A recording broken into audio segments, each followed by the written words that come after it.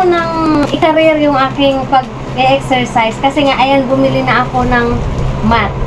Kasi nga, gusto ko nang seryosohin to. Kasi nga, pag nagkakaedad na, iba na talaga yung gusto ng katawan natin. So, dahil nga tayo ay meron ng edad o tumataas na yung ating edad, so, iba na yung ating gusto at hinahanap-hanap. So, ngayon, karirin ko na talaga to. Promise.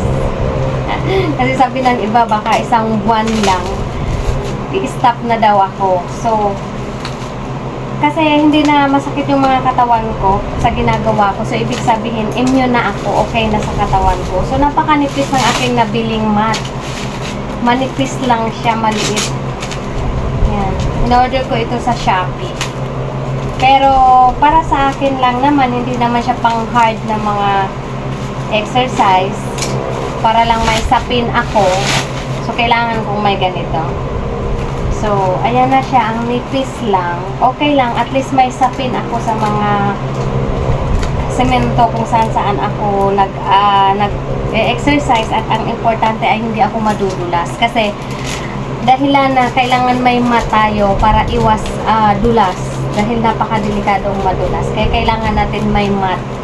Lalo na kapag nakasuot tayo ng medyas or kahit wala tayong suot na medyas, yun ay delikado sa atin na nag-exercise tayo na walang mat. So, importante talaga may mat tayo kapag may ginagawa tayong ehersisyo. So, ayan. Thank you. Mayroon na rin akong maliit na mat at manipis lang. Ang haba.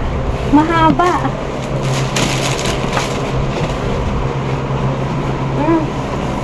Ang haba. Mas mataas pa sa akin. Ayan.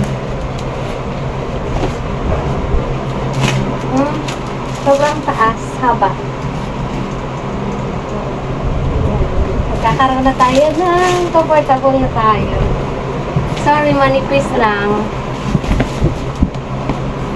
Next time na lang pag may budget tayo.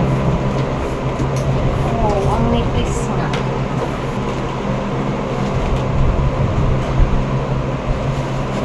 Yan, sinampulan lang natin.